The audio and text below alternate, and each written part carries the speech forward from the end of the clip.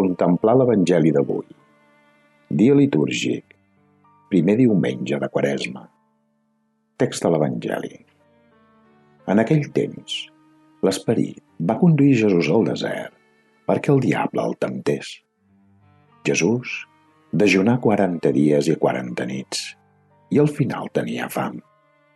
El temptador se li acostà i li digué: «Si ets fill de Déu, digues que aquestes pedres es tornin pans».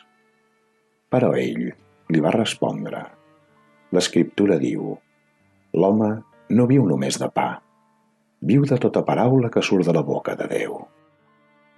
Llavors, el diable se l'endú a la ciutat santa, el posa dalt de tot del temple i li diu: «Si ets fill de Déu, tira't dalt a baix. Diu l'Escriptura: donarà ordre als seus àngels i et duran a les palmes de les mans, perquè els teus peus no ensopeguin amb les pedres». Jesús li contestà: «També diu l'Escriptura: no temptis el Senyor, el teu Déu». Després, el diable se l'endú dalt d'una muntanya molt alta, li mostra tots els reialmes del món i la seva glòria i li diu: «Et donaré tot això si et prosternes i m'adores». Li diu Jesús: «Ves-te'n, Satanàs. Diu l'Escriptura: adora el Senyor el teu Déu, dona culte a ell tot sol». Llavors, el diable el va deixar i vingueren uns àngels i el servien. Comentari: mossèn Antoni Ballester i Díaz, Camarasa. L'Esperit va conduir Jesús al desert perquè el diable el temptés. Avui celebrem el primer diumenge de Quaresma i aquest temps litúrgic fort és un camí espiritual que ens mena a participar del gran misteri de la mort i de la resurrecció del Crist. Ens diu Joan Pau II que, cada any, la Quaresma ens proposa un temps propici per tal d'intensificar la pregària i la penitència i en vista a obrir el cor a l'acollida dòcil de la voluntat divina.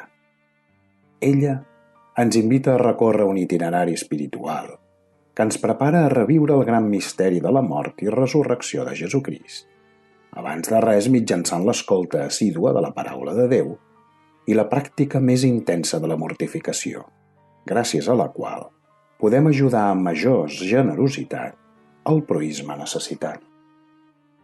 La Quaresma i l'Evangeli d'avui ens ensenyen que la vida és un camí que ens ha de portar al cel. Però, per tal d'ésser mereixedors d'ell, hem de ser provats per les temptacions. L'Esperit va conduir Jesús al desert perquè el diable el temptés. Jesús volgué ensenyar-nos, en permetre ser tentat, com hem de lluitar i vèncer en les nostres tentacions, amb la confiança en Déu i en l'oració, amb la gràcia divina i amb la fortalesa. Les temptacions poden ser descrites com els enemics de l'ànima.